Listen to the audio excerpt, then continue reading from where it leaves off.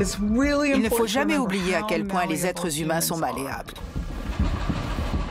On vit dans un monde où les individus masculins mènent une lutte constante et violente pour se dominer entre eux. Ce qui fait de notre espèce l'une des plus belliqueuses, si ce n'est la plus belliqueuse de la planète. L'histoire de l'humanité et notre évolution se compose aussi bien de petites violences quotidiennes que de guerres et de conquêtes à plus grande échelle.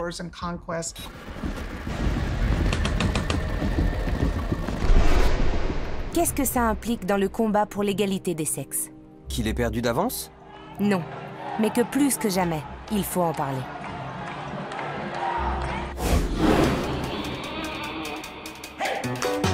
Bon, c'est parti. Qu'est-ce qu'une femme? Et qu'est-ce qu'un homme? Qu'est-ce qui relève du ressenti? Et qu'est-ce qui est réel? Notre sexe détermine notre vie tout entière.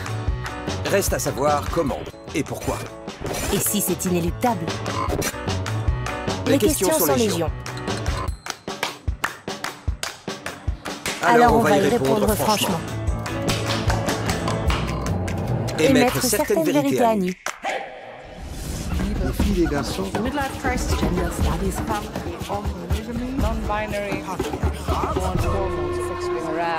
Féminisme.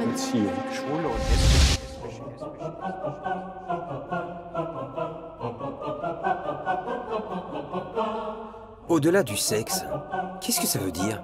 Ça veut dire un avenir sans sexe. Sérieusement?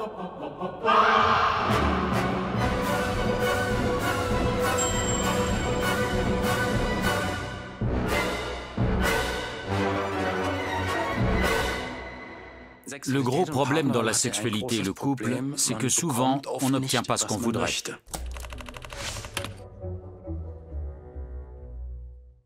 On peut souhaiter que notre partenaire soit comme ci ou comme ça, ou avoir plusieurs partenaires. Sauf que dans la réalité, il y a toujours un manque. L'autre n'est jamais parfait. Les relations ne sont pas idéales.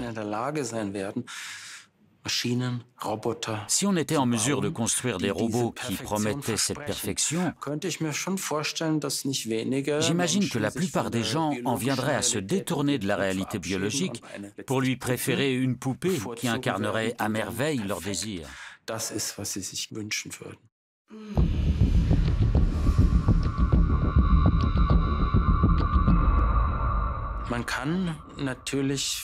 On peut évidemment essayer, et ça a toujours existé, de recréer en fantasme les expériences sexuelles qu'on n'a pas dans la réalité. De plus en plus de gens délaisseront les relations sociales normales, avec des personnes en chair et en os, pour se réfugier dans un monde imaginaire. Et est-ce que c'est possible? Non, maintenant c'est la fin de l'humanité. Je pense pas que ça rende les gens très heureux, en fait, parce que c'est de la pure projection. Ça crée des êtres complètement asociaux, en fait. Enfin, et je pense que l'homme est un animal social. Enfin, on crée rien, en fait, seul, parce qu'on s'inspire toujours des autres. Ça a commencé peut-être 15 ans pour les sites de rencontres. Cette étrangeté de parler à quelqu'un, de rencontrer une personne qu'on n'a jamais vue avant et d'y mettre une intention romantique ou de mettre une intention sexuelle, voilà. Donc je pense que toutes ces choses-là transforment notre regard en tant qu'individu et créent des imaginaires différents.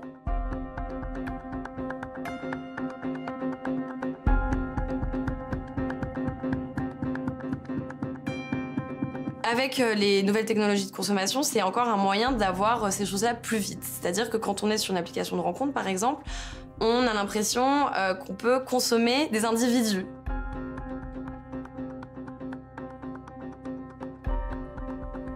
Quand on est juste dans ce cadre-là, c'est facile. Mais à quel moment on décide de donner, en fait, à l'autre sa chance? Parce qu'avec les apps, on sait qu'il y a 5000 personnes qui nous attendent derrière si jamais ça marche pas avec... Et donc du coup, il y a cette illusion du choix.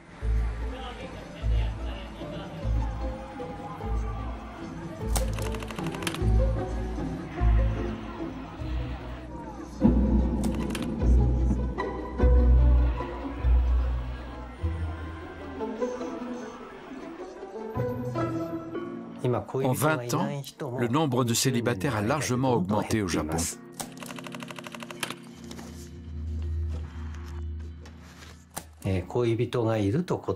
Seul un homme sur 5 déclare être en couple, contre 3 sur 10 chez les femmes.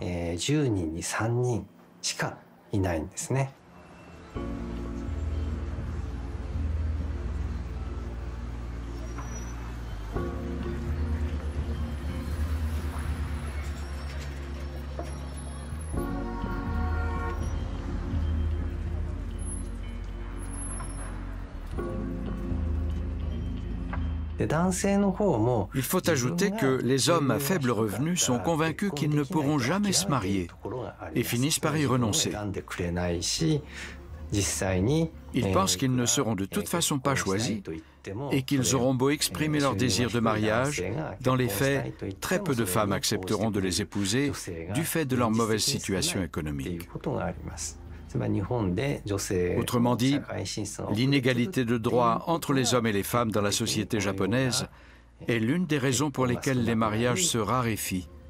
Et de moins en moins de personnes sont en couple. Et quand on n'a pas de partenaire, on le ou la trouve dans son imagination, ou mieux encore, dans le monde numérique.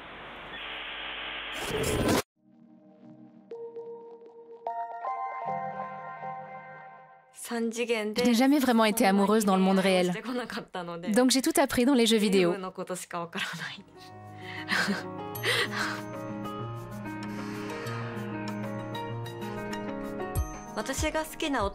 J'aime les jeux vidéo Otome parce que comme les mangas pour filles ou les romans d'amour, ils permettent de sortir avec de beaux garçons.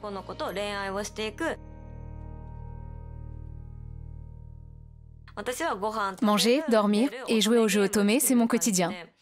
C'est une nécessité vitale, comme l'oxygène pour respirer.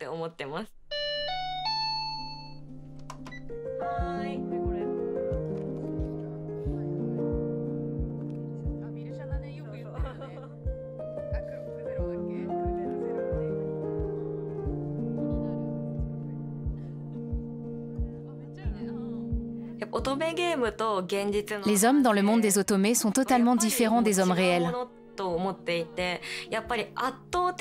Les personnages des jeux correspondent à nos fantasmes et sont 1000 fois plus beaux. Ils ont des attentions bien plus charmantes. Ce sont de vrais gentlemen. Et ils nous font battre le cœur bien plus fort que dans la vraie vie. Donc une fois qu'on a cet idéal des jeux comme référence, il y a de quoi être déçu par les hommes dans la réalité.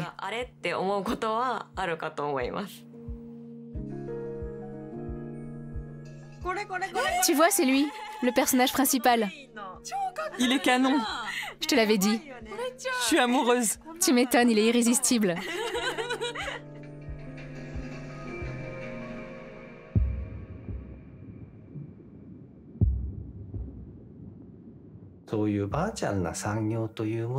L'industrie des jeux virtuels ne renforce pas intentionnellement une conception traditionnelle des rôles. Mais, à l'évidence, elle produit ce qui se vend le mieux, quitte à perpétuer ces schémas. En effet, un homme qui, dans la vie réelle, voudrait être viril et aimé par une femme dévouée, mais n'y arrive pas, peut accomplir son rêve dans le monde virtuel. Et est-ce que c'est possible? Non, maintenant c'est la fin de l'humanité. Je pense pas que ça rende les gens très heureux en fait, parce que c'est de la pure projection.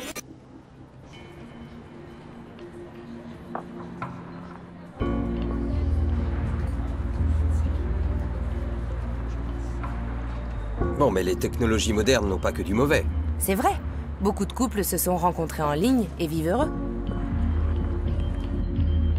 Ou est-ce que tout ça aussi est fake?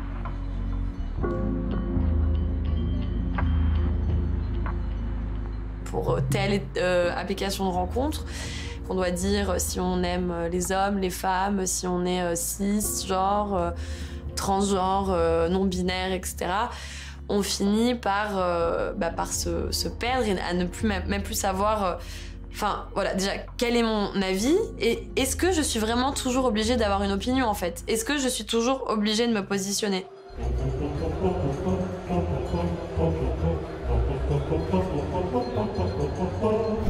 transgenre, cisgenre, genderqueer, genderfluide, bigenre, pangenre, trigenre, agenre, demi-genre, non-binaire. Et encore, hétérosexuel, bisexuel, homosexuel, asexuel, des mots et encore des mots. C'est ça l'avenir? Est-ce que t'es un vieil homme blanc cis? Je le suis par définition. Et c'est probablement comme ça qu'on me décrit.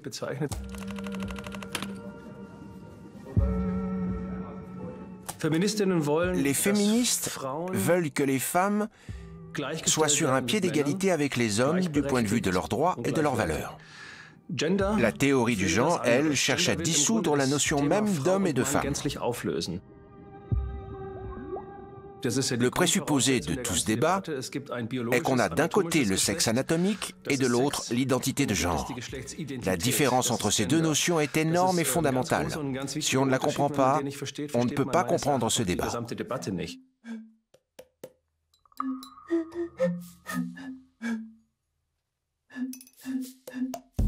Vous savez ce qu'est un homme cis? J'ai du mal à comprendre ce mot. Si j'avais su qu'on allait me poser toutes ces questions, je serais allée sur Google avant. Non. Une personne cis est le contraire d'une personne trans. Tu sais ce que veulent dire tous ces nouveaux mots? Un jour, ça va s'arrêter. Moi, je trouve que c'est trop.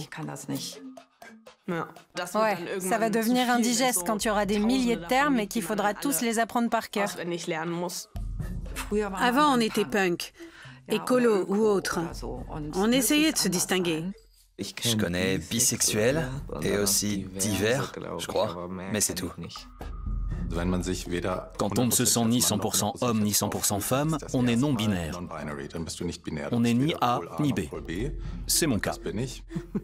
Je ne suis pas particulièrement en faveur d'un monde qui serait non-binaire. Je ne le vois pas, je ne le conçois pas.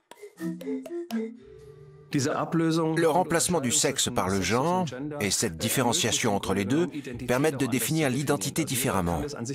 Chacun peut le vérifier par soi-même.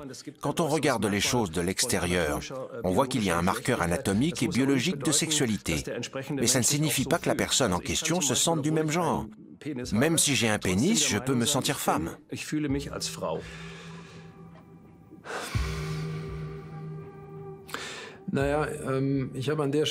Bon, je dois reconnaître que sur ce sujet, je suis sceptique et cruellement critique.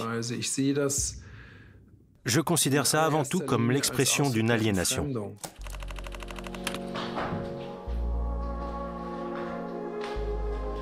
Au départ, il s'agissait avant tout d'élargir le spectre des comportements et des expériences possibles en rapport avec la sexualité.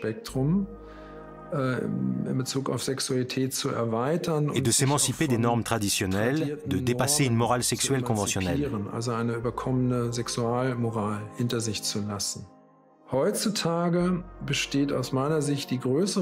Aujourd'hui, le plus gros défi qui se pose aux adolescents soumis à cette pression sociale de l'optimisation de soi, c'est de ne pas être tenté d'y voir plus qu'un outil de perception et de définition de ce qu'ils sont.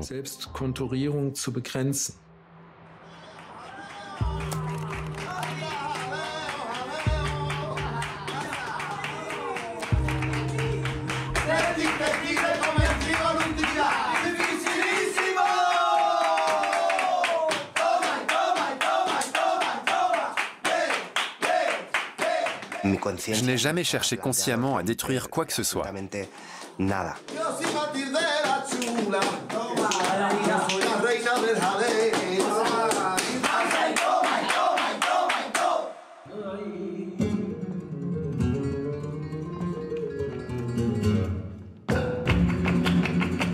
Je suis Manuel Lignane, danseur et chorégraphe.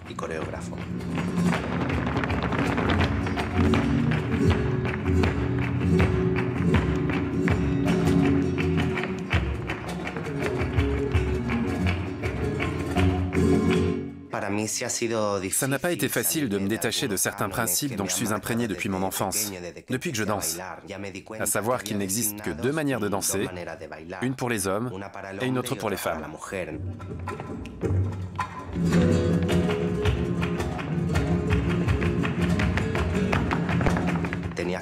Il fallait se mouvoir et s'habiller d'une façon bien précise. J'avais tellement intégré ça que je me suis mis à me cacher pour me travestir et danser en bougeant les mains et les hanches. Parce qu'en public, on se moquait de moi. Je me sentais humilié, discriminé, exclu de mon environnement social et artistique.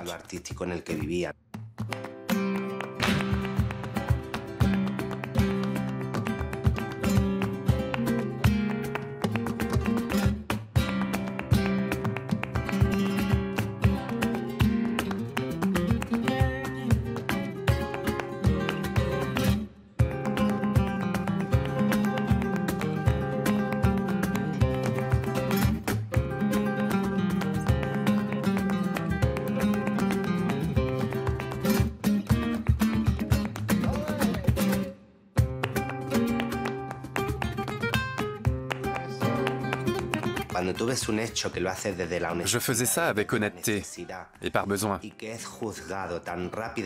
Et on me jugeait, on me dénigrait, sans même avoir pris le temps d'émettre une critique artistique ou esthétique, d'apprécier ce que je faisais indépendamment de ma sexualité. J'ai trouvé ça vraiment lamentable. C'est parfois dur à entendre.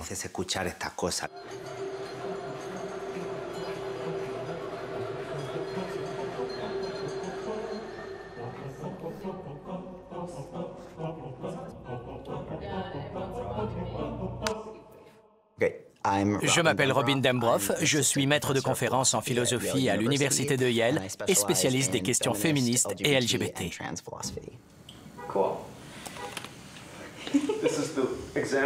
Il y a des klaxons. Je reprends. Bien, je m'appelle Robin Dembroff, j'utilise le pronom Yale et je m'identifie comme une personne. Comme l'anglais, le français dispose désormais de pronoms de genre neutre. Ce n'est pas encore le cas de l'allemand. Le patriarcat crée une injustice de genre systémique qui se concrétise sous différentes formes, notamment le double standard, les injonctions paradoxales et la violence. Le double standard consiste à juger les gens qui font une même chose selon des critères différents.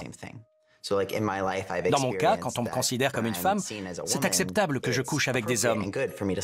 Mais si on me considère comme un homme, c'est très mal vu. C'est acceptable que je mette du maquillage, mais pas que j'aime le foot, et inversement en fonction de la norme appliquée.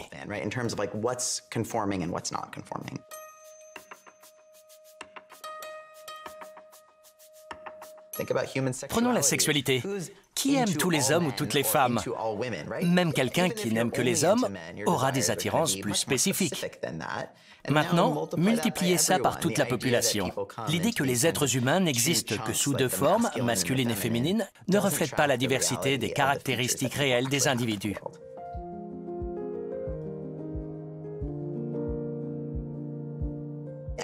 Il importe de préciser ce qu'on entend par égalité des genres. Pour moi, ça veut dire ne pas définir et classer les gens sur la base du genre. C'est différent d'une égalité entre les vrais hommes et les vraies femmes. Or, on voit de plus en plus d'espaces créés pour les femmes blanches, riches et dans la norme, qui partagent le pouvoir avec leur homologue masculin. Ce n'est pas de la justice de genre, c'est créer une hiérarchie dominée par les vrais hommes et les vraies femmes, et non plus seulement les vrais hommes. Ce qui effraie le plus les bien-pensants, c'est le remplacement des structures qui fournissent des repères. Oui. Et c'est ce qui est en train de se passer. On ne sait plus qui on a en face de soi.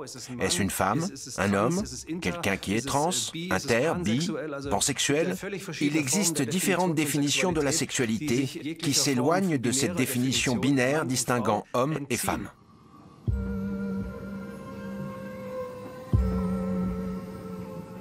À tel point que les réponses réactionnaires risquent d'être plus dures et conflictuelles face à cette désintégration, à cette théorie du genre ou à cette volonté d'émancipation du sujet féminin.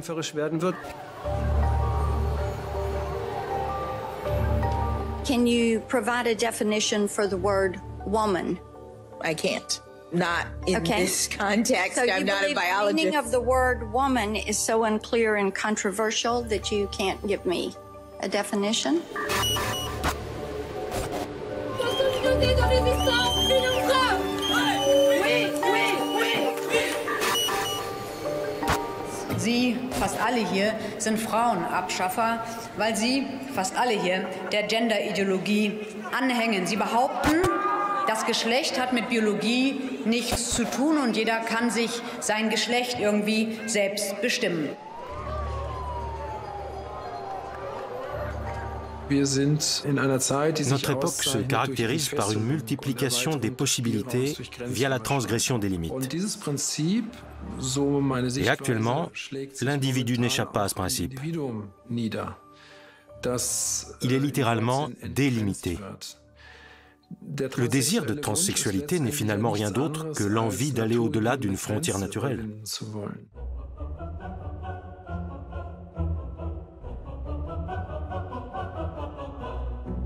Depuis un bon moment, il y a un nouvel impératif. Réalise-toi, deviens qui tu es. Il s'agit là d'un renversement de l'ordre établi. Auparavant, il fallait se justifier parce qu'on était soi-disant pas normal. Aujourd'hui, il faut se justifier de l'être.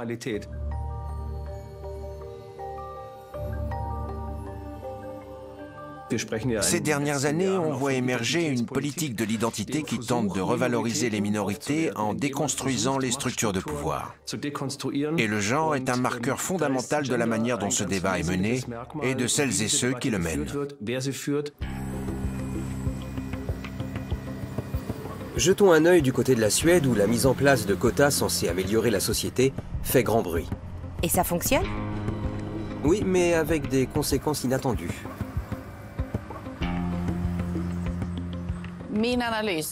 Selon moi, le travail sur l'égalité des sexes est en grande partie devenu un programme politique.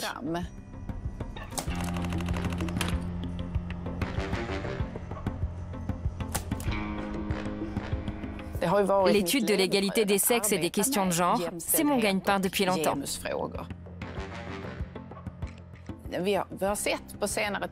Ces derniers temps, en Suède, on constate à travers de multiples exemples que les politiques de genre ou le principe de parité peuvent prendre des formes extrêmes. Les chercheurs voient leur marge d'action se réduire, au point que la liberté académique est en danger.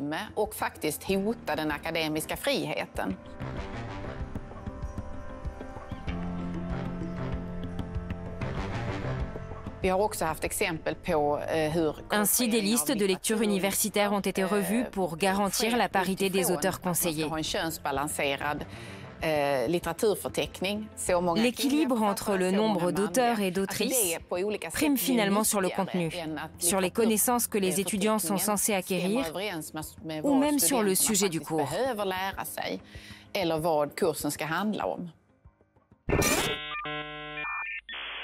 Super! Les bibliographies devraient toutes comporter 40% d'autrices dans toutes les branches du savoir. Pour mon ouvrage traitant de la doctrine du genre, nous avons interrogé des chercheurs et un grand nombre d'entre eux a dans un premier temps refusé de s'exprimer à visage découvert. Ils n'ont accepté de témoigner qu'à condition que leurs propos soient anonymisés, par crainte de représailles s'ils critiquaient le système.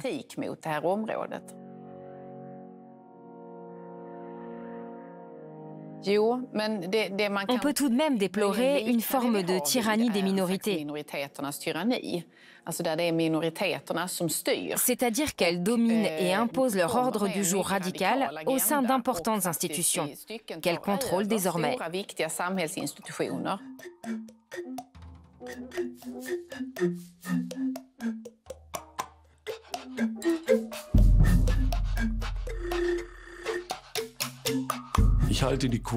Les quotas sont antidémocratiques. On ne devrait pas se demander quel est le sexe de quelqu'un, mais quelles compétences il ou elle peut offrir. On marche sur la tête. J'en suis arrivée à me dire qu'il faut qu'il y ait des quotas de femmes pour que les hommes apprennent à faire avec. Qu'ils voient qu'elles ne sont pas des dragons qui dévorent les hommes. Je suis contre les quotas à tout prix. Quand vous ne voyez jamais personne qui vous ressemble, Vous pensez que certains postes sont réservés aux hommes cis blancs, jusqu'à ce que vous voyez autre chose. Je suis pour les quotas dans certaines fonctions hiérarchiques.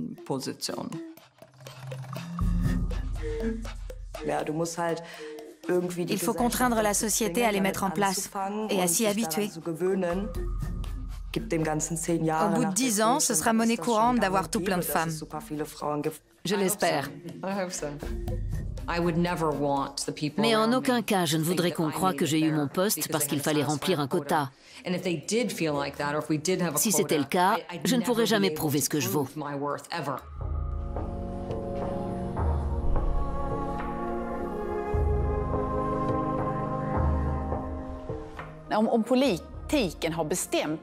Si ce sont les politiques qui déterminent comment il faut envisager notre société, appréhender l'humain et le culturel, alors nous, chercheurs, nous perdons notre utilité.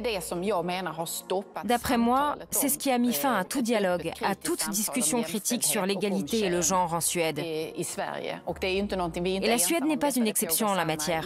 La situation est la même dans la plupart des pays occidentaux. Atteindre l'égalité des sexes est un processus historique qui peut être douloureux.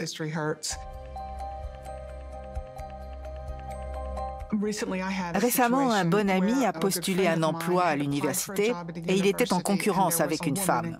Il savait que la pression pousserait l'université à donner ce poste à une femme. Bien qu'ils soient autant qualifiés l'un que l'autre, mon ami savait que c'était probablement elle qui allait l'obtenir. C'est un type très bien, en faveur de l'égalité des sexes. Il s'efforçait de se convaincre que c'était juste et que c'était une bonne chose. Mais quand elle a décroché le poste, ça l'a beaucoup blessé et j'étais peinée pour lui. Et puis, je me suis rendu compte que si je comprenais si bien sa douleur, c'est que quand moi j'étais plus jeune, il était courant de donner n'importe quel poste à un homme plutôt qu'à une femme, parce qu'il était un homme.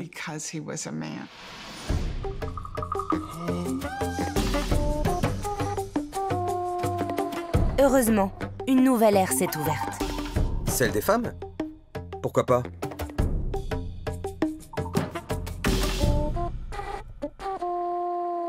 On vit un vrai tournant. Partout dans le monde, des enquêtes montrent qu'une large majorité d'hommes et de femmes de tous les pays pensent que l'égalité des sexes est importante et qu'il faut en faire davantage pour l'atteindre. Même les hommes sont pour. Ce n'est pas rien.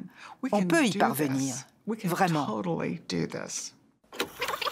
Oui, ce serait possible, s'il n'y avait pas toujours ces hommes alpha.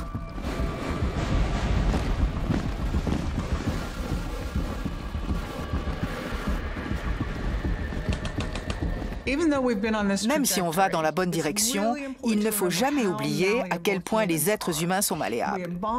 On vit dans un monde où les individus masculins mènent une lutte constante et violente pour se dominer entre eux. Ce qui fait de notre espèce l'une des plus belliqueuses, si ce n'est la plus belliqueuse de la planète.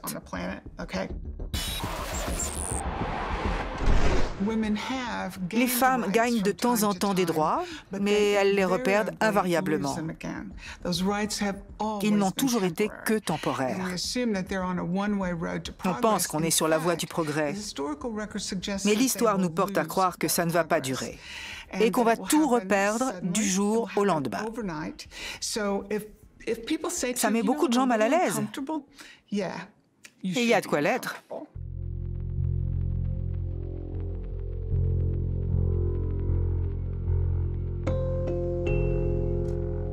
Ce qui est vrai, c'est que les études de genre se concentrent toujours sur les femmes et encore les femmes, et qu'on laisse les hommes de côté, ce qui est dommage.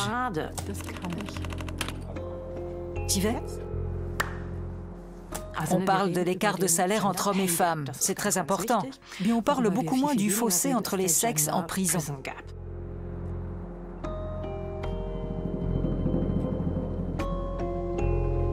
C'est tout aussi important. Pourquoi y a-t-il tant d'hommes derrière les barreaux? L'explication habituelle, c'est que les hommes sont bien plus méchants et commettent plus de délits.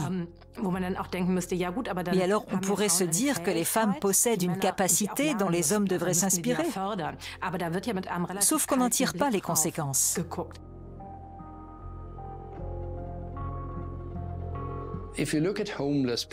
Les personnes sans domicile ou qui se suicident sont principalement des hommes, tout comme les éboueurs. Je n'ai jamais entendu les féministes dire que plus de femmes devraient conduire des camions poubelles. On n'entend jamais ça. Ce n'est pas l'égalité des genres, ce sont des conneries.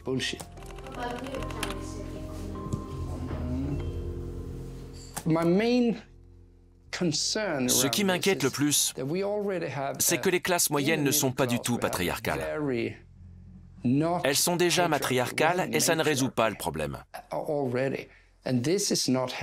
revanche, le patriarcat est présent dans les banlieues victimes de ségrégation. Ces deux mondes vont entrer en collision et je trouve ça inquiétant.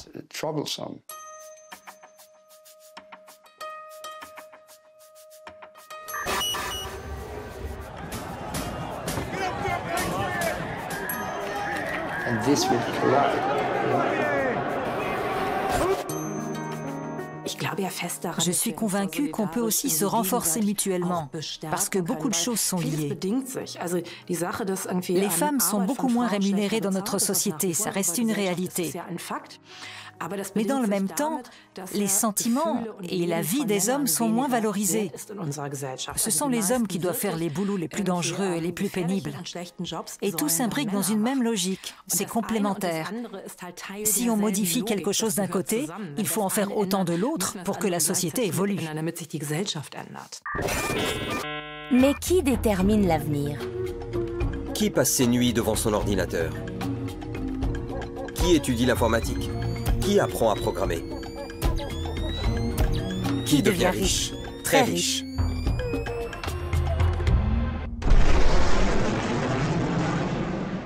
Est-ce que vous connaissez le paradoxe de l'égalité des sexes? Les pays où l'écart est le plus faible sont ceux où les femmes sont le moins représentées dans le domaine des sciences. Le paradoxe de l'égalité des sexes. Je peux aller jusqu'au bout? Il repose sur une étude parue en 2018. Alors, le paradoxe de l'égalité des sexes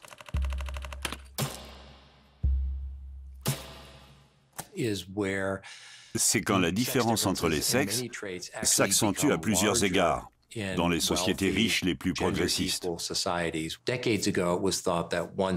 Il y a des décennies, on pensait qu'une fois l'égalité atteinte, hommes et femmes se ressembleraient de plus en plus au niveau psychologique et comportemental. En réalité, c'est le contraire qui s'est passé. Dans ces sociétés, le fossé entre les sexes se creuse.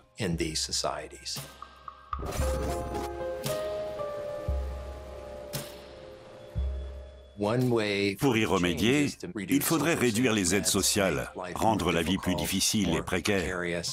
Parce que dans les pays où c'est le cas, on trouve davantage de femmes dans les filières techniques et scientifiques. Les pays d'Europe de l'Est comme l'Albanie, la Pologne, la Roumanie ou la Bulgarie sont dans la moyenne en matière d'égalité des sexes, mais avec des proportions élevées de femmes dans ces branches, jusqu'à 35-40%. Et il y a des pays comme le Maroc ou l'Algérie où ce taux atteint près de 50%. Ça, c'est la meilleure.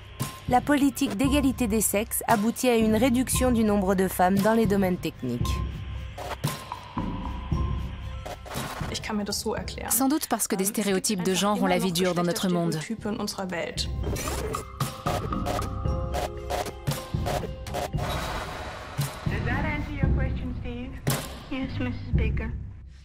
On voit réapparaître l'argument essentialiste qui voudrait que les femmes soient davantage tournées vers autrui, quand les hommes s'intéresseraient plutôt aux choses concrètes, et donc à la science qui les étudie. Et comme la structure cérébrale n'a rien à voir là-dedans, ça viendrait peut-être de la biologie. Oui. Des études ont montré que les préférences des femmes sont bien plus diverses que celles des hommes. Ils sont davantage en quête de réussite sociale. Certaines femmes partagent cette aspiration, mais d'autres n'ont pas envie de travailler hors du foyer et de faire carrière. Elles veulent juste être des mères et des épouses. La plupart des femmes sont entre les deux. Cette idée réémerge. Ils disent que les conditions sont équitables dans ces pays. Mais êtes-vous allé dans un institut de recherche scientifique récemment? Avez-vous regardé le sexe des personnes qui ont remporté le prix Nobel? Des auteurs qui gagnent le plus d'argent? Comment peut-on parler d'égalité des chances alors qu'on en est à 100 lieues?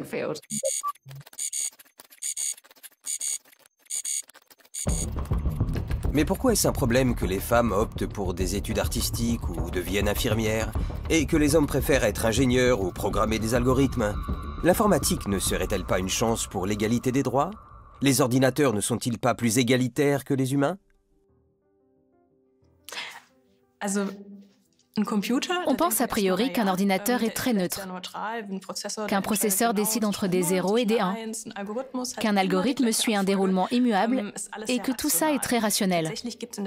En réalité, beaucoup de systèmes informatiques traitent certaines personnes différemment, souvent des femmes, mais aussi d'autres groupes sociaux, voire les discriminent. Ça se complique. Qu'est-ce que ça signifie concrètement? Prenons l'exemple de Google Traduction. Si on entre le mot anglais « the doctor », la traduction est « le médecin ». À l'inverse, si on écrit « the nurse », on obtient « l'infirmière ». En anglais, ces termes sont neutres. Il pourrait aussi bien s'agir d'une doctoresse et d'un infirmier. Il s'agit là de biais algorithmiques, d'un parti pris du système numérique. Je reboirais bien une goutte, j'ai la bouche sèche.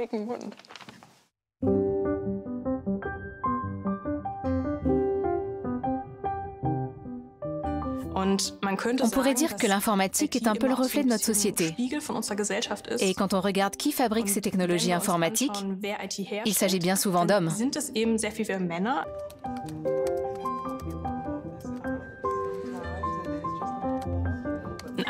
Un algorithme ne discrimine pas à proprement parler. Il ne traite pas les sexes inéquitablement puisqu'il suit une séquence invariable. Est-ce que je suis claire? Bien. Par exemple, une recette est un algorithme. J'ai divers ingrédients.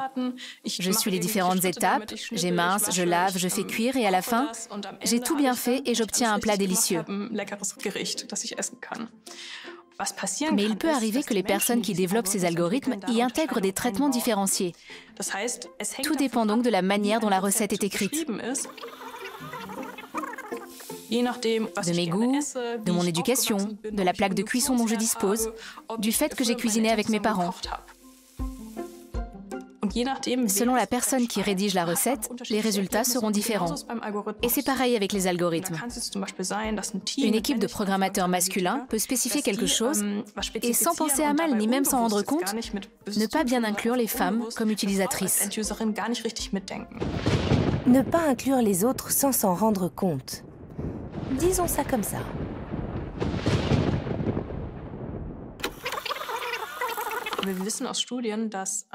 Des études montrent que quand on demande aux gens de nommer 10 politiciens, ils citent beaucoup d'hommes. Mais quand on dit politiciens et politiciennes, ils évoquent parfois des femmes. La manière dont on exprime les choses influence la façon dont elles sont perçues. Et à partir de là, on peut en changer bien d'autres. L'informatique ne construit que ce qu'on y injecte. Et on sait que le langage fait la différence. Exactement. Mais il reste encore un autre élément dont tout le monde parle. Le langage inclusif.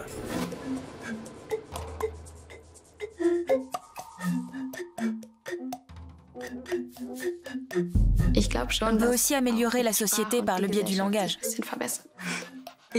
J'utilise toujours un langage inclusif. Je dis « Salut, cher caméraman et chère camérawoman ». C'est bien de savoir qu'il existe un langage qui ne soit pas genré. Un collègue a récemment dit « un membre et une membresse ». Et j'ai répondu « ça va pas la tête ?» C'est bien que ça agace. D'être parfois poussé à sortir un peu de sa zone de confort par quelqu'un qui utilise simplement un autre pronom ou pas de pronom du tout. Je trouve absurde que la fac impose l'écriture inclusive avec des points médians pour les examens et baisse la note si on les met pas.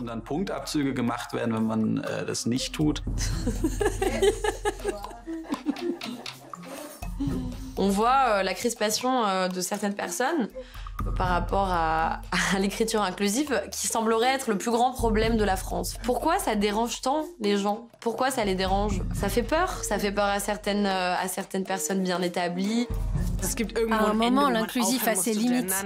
On conseille maintenant d'éviter les points médians et de dire l'humain plutôt que l'homme. On en arrive à un point où j'ai envie de dire c'est bon, là, ça suffit. C'est étrange d'avoir cette conversation sur la fluidité de genre en continuant d'utiliser d'anciens concepts. Le langage est vraiment contraignant.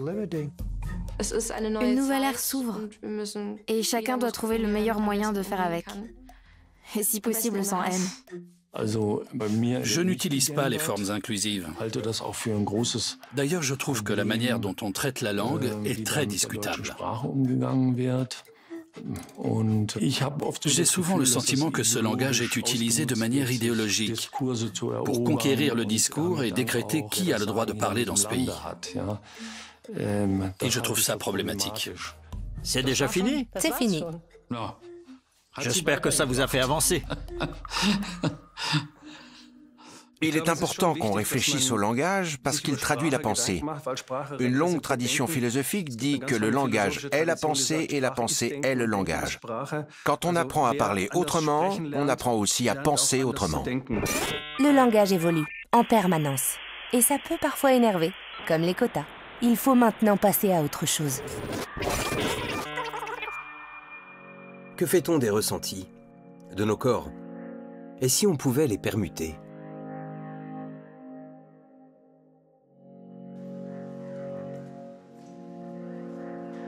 Vous allez faire une expérience d'échange de genre.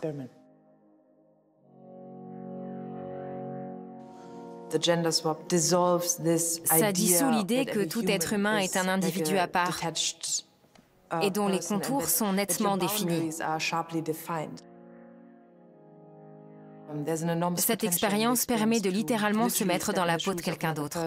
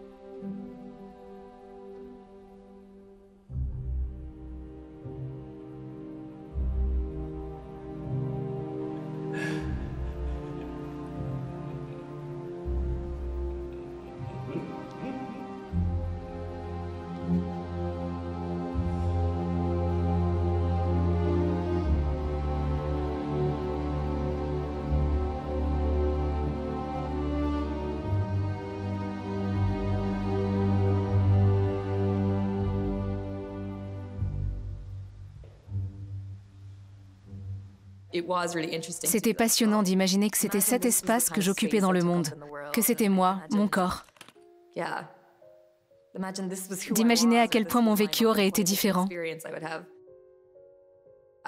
Ça a remis en question mon rapport à moi-même.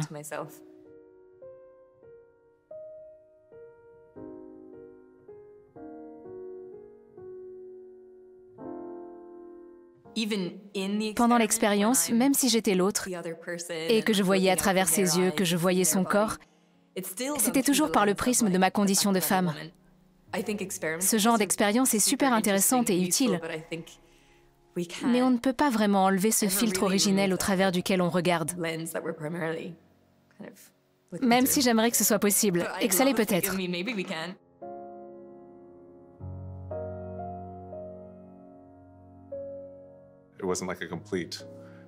Ce n'était pas une dissolution complète de moi-même. Je sentais simplement que j'habitais cet autre corps, et ce n'était pas si étrange. Ça montre la fluidité avec laquelle on se perçoit.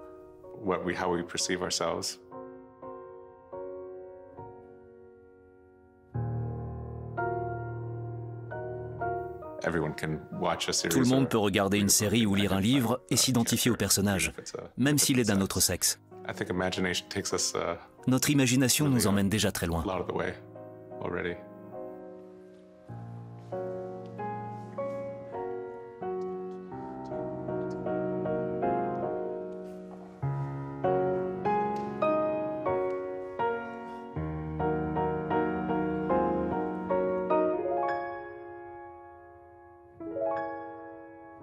On a toujours pu ressentir de l'empathie pour le sexe opposé. Pas besoin de réalité virtuelle pour ça.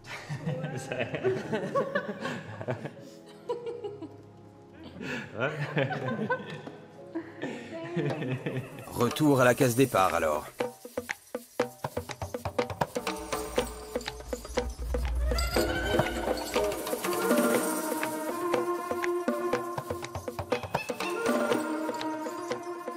Le choix biologique d'un ou d'une partenaire est un processus très équilibré qui s'est affiné au fil de plusieurs millions d'années. Grâce aux phéromones, on sent si on est compatible, si nos systèmes immunitaires s'accordent. Il faut qu'ils soient un peu différents pour que les enfants bénéficient d'un bon brassage. Le choix du ou de la partenaire va finir par disparaître, ce qui n'est pas sans poser problème. Si on fait les choses différemment, ça engendrera peut-être davantage d'enfants malades.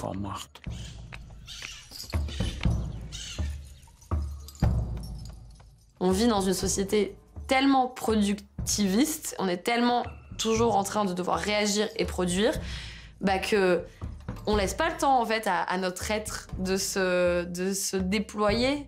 Et voilà, peut-être que des fois, il faudrait un peu arrêter de se définir et de vivre.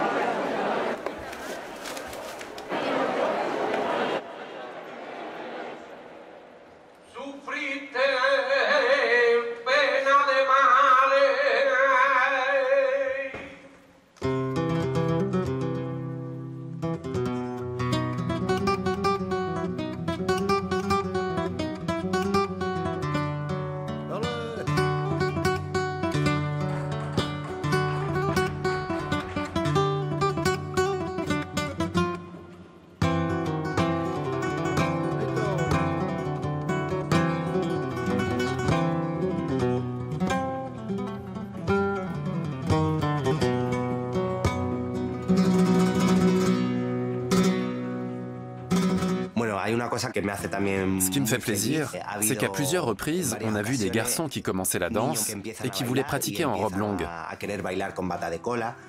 Ils étaient venus avec leurs parents, qui nous expliquaient qu'ils soutenaient leur fils, qui voulait étudier la danse. Je trouve ça fantastique.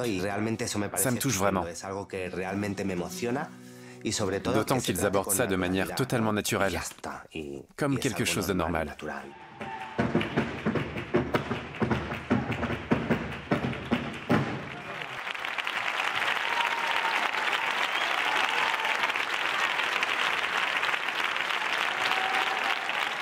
L'avenir? Bonne question.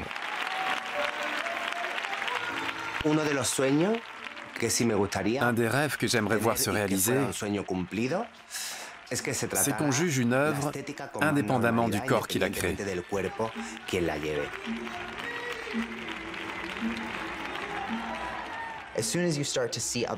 Dès qu'on voit les autres comme des personnes, plutôt que comme des hommes et des femmes, parce que c'est ce qu'elles sont, on ressent une énorme liberté, une bouffée d'air frais. On peut s'exprimer sans craindre d'être considéré comme pas viril, pas féminin, ou trop masculin, ou trop efféminé. Peu importe. Ça laisse respirer les gens. Et c'est communicatif. Pourquoi tant d'enfants sont-ils non-binaires aujourd'hui, ou transgenres? Pas parce que les gens sont différents de ceux d'avant, simplement parce que cette liberté est contagieuse.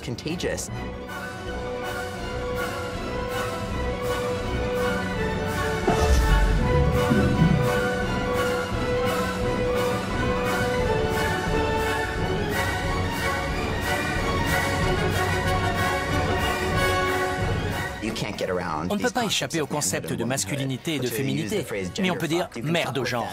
On ne peut pas sortir de ces concepts, mais on peut les faire exploser de l'intérieur.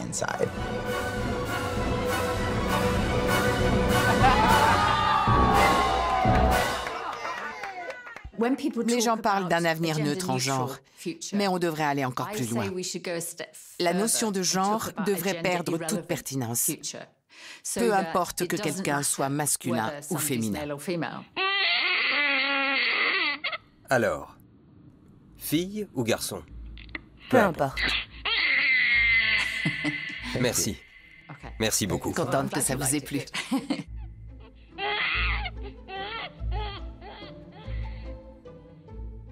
Quand je serai grand, en fait, je serai acteur ou chanteur. Ou pourquoi pas un bûcheron? J'avais l'intention d'acheter un cheval, mais j'avais aussi envie d'être boulanger. J'aimerais beaucoup devenir artiste. Policier, police. Ou pompier. Professeuse. Spécialiste en biologie marine ou enseignante. Footballeur professionnel. Et toi, Gigi? Vendeur. Vendeur de quoi? Des jeux, de tous.